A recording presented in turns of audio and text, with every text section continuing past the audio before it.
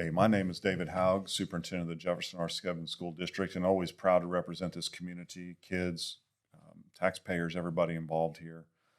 I struggle a little bit how to maybe go about this spring. Um, and the reason, what I'm going to do is I'm going to break this up into like 4 videos as planned right now to address, because I think there's a lot to digest as we go into not only next year's budget, but future budgets with different things going on in our community.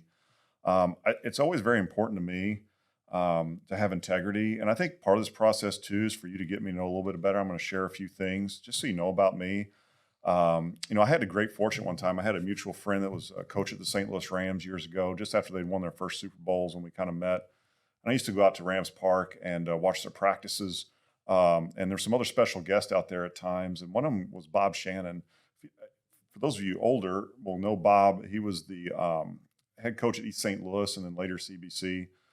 And I got to speak with him almost all day. And I'll never forget, he was talking about all the trials and stuff they were dealing with at East St. Louis. And somebody warned him early. They said, you're going to burn yourself up working this hard at what he did. And he said something to me I'll never forget. And I feel like I really resonate with it was, I don't know that I ever worked a day in my life. I truly did what I wanted to do. And I really feel like I'm in that position in education. I think there's a difference. I work hard at what I do, but this is who I am and this is what I love to do. And it's an honor to serve you all. But also, too, through my doctorate process and kind of our Board of Education is kind of intertwined. One of the nice compliments I got as we were reviewing the dissertation is that they said how little fluff they had to pull out of the dissertation. And when I speak very directly and concisely. I took that as a compliment. And so when I interviewed for the board, I kind of shared that, but I also let them know that sometimes there's things I say that people don't want to hear. My daughter actually asked me a question the other day for her interview. Um, I was at Missouri Southern too as a quarterback, and long story short, we had beat the 8th-ranked team in the country as a starting quarterback, and I came out, and my roommate even was out there. There was a little secret practice going on before I got out, and they were working the backup quarterback out and told me after that they were splitting time. And really, I was a passer. I threw for over 5,000 yards in high school in early 90s, and they were going to an option offense, so it really didn't fit me. I get what they were trying to do, but I really just, my daughter asked, what did you take from that? And I said, don't mess around. Just let people know what's going on, even if it's not what they want to hear. And I think as we move forward here, some of the stuff for me was hard to hear, but there's been a lot of good come out of it too. And I think I just want to have that honest conversation over the next couple podcasts about kind of where we are in our future budgeting. It's important to me to have integrity, have accurate information as I possibly can. I don't like the boy who cried wolf scenario, and I don't want you to take that as this, because honestly, this is just an analysis that I'm providing for you. The difference is we're usually at a board meeting we do this, but I just feel like taking this directly to our community. I will stand corrected if any of this information as I begin to present it over the next couple weeks is incorrect. And I welcome and invite anybody, any elected official, anybody that in this business that can give me better insight if I have something that's incorrect. I like getting factual information out there. You can come sit next to me. I do want to ask a few questions if whoever's here. I think I reserve that right, but I would love to have anybody that could provide some of the analysis that I'm looking at for our district. I think it's important as a taxpayer at this time that you forward this to all taxpayers in the district. Most of our parents get this, so if you could get this to anybody, I would appreciate it. And I'm just asking for a few minutes of your time to kind of go through it and give you a better picture of where we're at. I will also apologize up front if any of this information is incorrect. I'm working hard daily with a lot of different people to get as accurate as I can. And if I'm not, and some of the stuff never plays out in our future, I will be happy, but I'll be super happy for this school district beyond belief if things really work out like they could work out. But I also think you have to kind of prepare for the worst sometimes to make sure and be honest about that. So the next next few weeks, I have 4 planned videos for you. The first one today, we're going to talk about local and state funding scenarios that affect this district, and I'd like for you to kind of process that. The second one is specifically related to the Ameren closure later this year that's scheduled for closure. As crazy as it sounds, I think the point, if you don't take anything away from these 4 videos, that if the funding culture, funding process and mechanisms in Missouri stay the same, I believe we withstand the Ameren closure with all the potentially great things we have going on in this district down the road. We have new business coming. I think there's a lot of opportunity for growth. I think we have such a better tie with the county and kind of where we're at than I go back to that date of September 10th, the date before I got the Chapter 353 abatement, where I was as superintendent, how few people I was connected to. That has completely changed for our school district. I've seen many great leaders starting to emerge out of this district.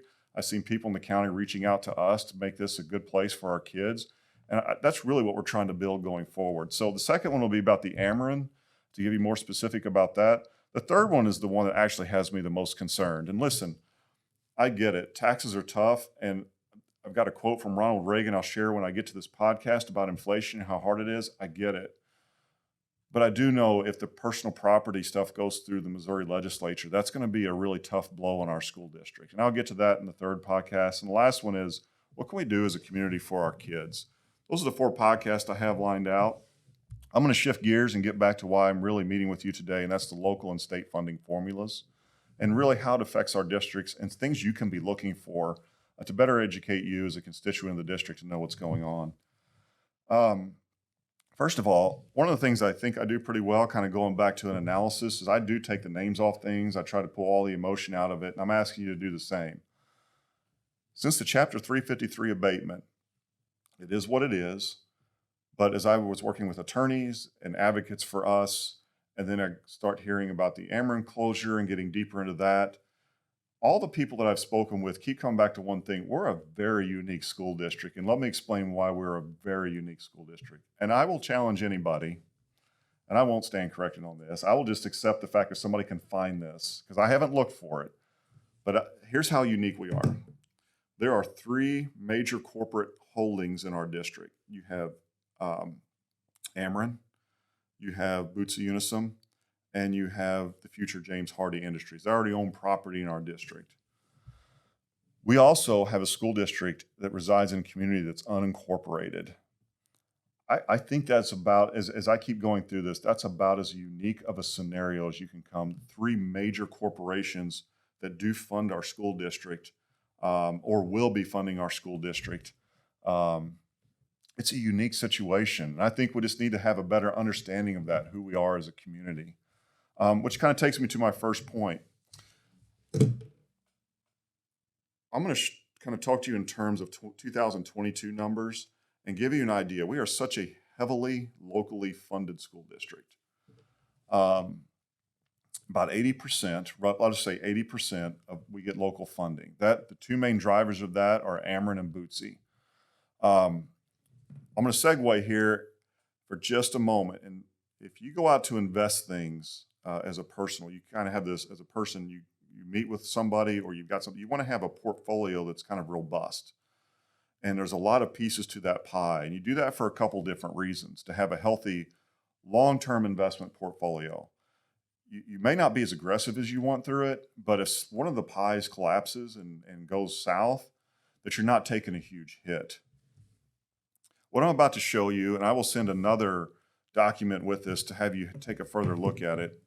This isn't a good thing. It's not a bad thing. It just is what it is so you understand. This is actually our local funding portfolio. Let me throw some numbers at you. In 2022, and this does not include all local funds. What it includes is personal property for everybody in the district, businesses, homes, everything, real estate. And then also I included, for my purposes in analyzing where we are with Ameren, it does include the Ameren Railroad and Utilities. There's another chunk of monies that are out there, but roughly $9.6 million in 2022 on a $14 million budget. And again, that's not all the locals, so I know it's not quite 80%, but this, for the purposes of this analysis, this is our local funding pie. There's only 3 chunks in it, and you can see how precarious it is if Ameren goes away, and that is significantly reduced. Whoever owns the property will pay some real estate, so there would be some taxes, and part of that 23.9 is the railroad and utilities, which we will still receive. That's a countywide thing, and I was told that would not be affected. But there would be a good chunk of our Ameren going away. So you can see of the $9.6 million from 2022, if a chunk of Ameren goes away, it will have a great impact on our budgets. Again, I will send a copy of this for you to look at. The monster to me, though, I didn't realize this, and as talking to longtime constituents and our board members, I kind of kept asking the question. I'm looking at some numbers here. How much do you think Bootsy's kicking into our? Most people came up with around $1 million or so. It's the number I've got is almost a little over 3.1 million. They're a monster. They do great things back there, and I'll talk about that in another podcast. But they really add a ton, substantially more really than Ameren. Okay, then everything else on the other side here is the housing and business, other small business in our community. So I wanted to show that to you because as I go forward in some of these podcasts, it's important to remember our local funding has been great for this district for a long time and kept us very solid. But it's also very risky. It's kind of precarious, really through no choice of anybody. It just kind of is what it is. But it's a risky kind of investment portfolio if you look at it that way. The next part has to deal with the state funding formula. And I think that this keeps coming up in conversation with the many people I've spoken with is that this funding formula came about in 2004 and 2005. And as a whole, the funding formula has actually benefited the school district and it's benefited the state of Missouri. And I'll explain that in just a second, but it's antiquated. And it's important to know that if Ameren closes, and what you need to know as a community is there will be no additional funds coming from the state of Missouri based off the school funding from formula. We're stuck at the rate from 2005, 2006. And what I keep being told by people in the world of school finance is we just happen to be one of those unique school districts, again, that the school funding formula has benefited for a long time, but in this case would harm us because we could not go and recoup monies through the state. And again, it would never have been a dollar for dollar ratio with Ameren. However, there's really no way for us to recoup monies as the formula currently sits. And I'll have it cited in there for you to look at. You can click on it, look at the Missouri school funding formula. But let me just kind of go through. And I want to be very transparent as I possibly can and also understand I'm in my first year of school finance, so there's a lot of things. But essentially, we draw about $2,016, a little over $2,000 per student that attends our school district. The Missouri per pupil reimbursement is $6,350. So long story short, we're about $4,000 less off the Missouri funding formula. This is where I want to be transparent. I don't know if there's a school district in the state that actually gets that $6,350. And to look at that whole formula, it's a lot to look at. But essentially, when you take that number, then you put your local numbers in, then you come up with a number. So just from the formula alone this year, the two entities that are Bootsy and Ameren that just drive our local funding, they have saved the state of Missouri $4 million off the Missouri school funding formula, okay, which is a pretty big number. We get about $2 million from the funding formula roughly. But for an honest comparison, you even look at the districts around us, and I took an average of 5 districts. I did not want to single out one district, and I thought it was healthy to look at 5 and average them together. They were all actually very close, but about $4,400. And again, there's an exact number I'll share with you on there. And so we're saving the state right now, just locally, if you look at the school funding formula that way, still about $2.2 million just this year alone that we're not drawing off the school funding formula that can go to other entities in the state. So on some level, the school funding formula is a healthy thing. It's preserving money for others to use, and we've still been able to do what we need to do in the Jefferson R-VII school district. But I can't stress enough the two things. This thing, how precarious we are if something closes, and that we can't recover monies from the state. And I'm going to address some of this in other podcasts as well. I'm going to close with this. There has been one thing that's been bothering me as a superintendent of schools, and again, it goes back to that voice of for the students. We make a lot of decisions in the state. It's not only my job, but my passion to think about kids on an everyday basis. So I'm just going to lay this out there. My greatest concern and my job is to speak for those that can't, and that's the children. They can't vote.